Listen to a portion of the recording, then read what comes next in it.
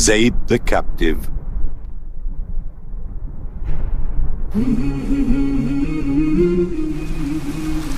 Any sudden, unexpected event in the village always frightens me. Today it rained cats and dogs.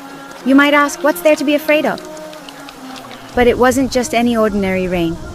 In the morning, the weather was bright and sunny. First, a wind started blowing.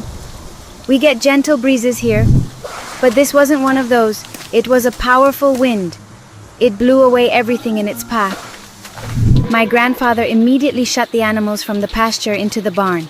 My cousin Hassan and I tried to put the chickens and roosters into the coop. The animals must have been frightened by the force of the wind too, because they immediately went to roost. While we watched the heavy rain in amazement, my grandmother comforted us.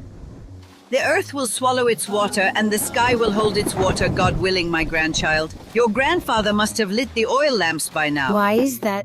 The power went out. Then what are we waiting for? It's time to listen to a story. I went inside. My grandfather was sitting next to the bookshelf with his book in hand. He had placed the oil lamp on the coffee table and its shadow was cast on the wall. I sat down next to him and crossed my legs. What's on your mind, my grandchild? Grandpa, this is the perfect atmosphere for a story. The sound of rain outside and the shadow of the oil lamp inside. You're right, my grandchild. Come on then.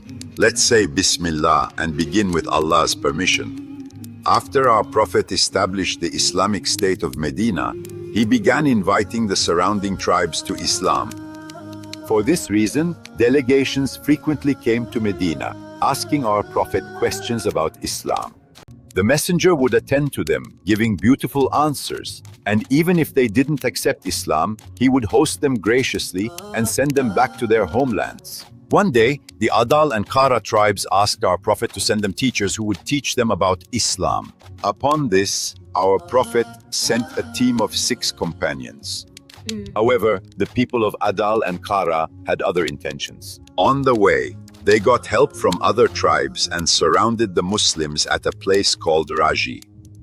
They claimed their goal wasn't to kill them, but to sell them to the Meccans, and demanded their surrender. When the Muslims refused to surrender, a clash broke out, and they martyred 4 companions. Zeyd ibn al-Dathinna and Khubayb ibn Adi were taken captive.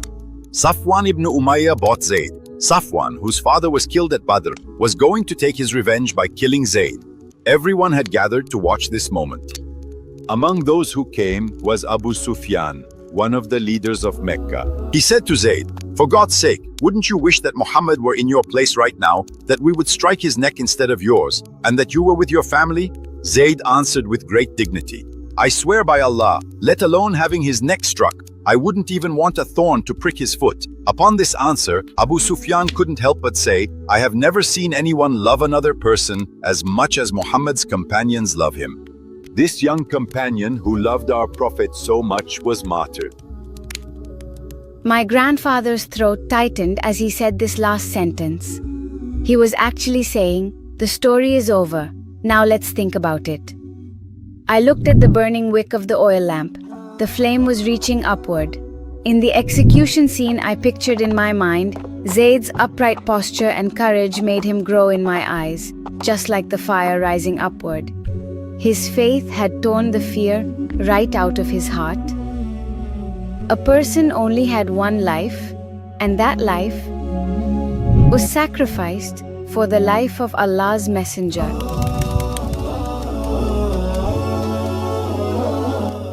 Zeyd the captive.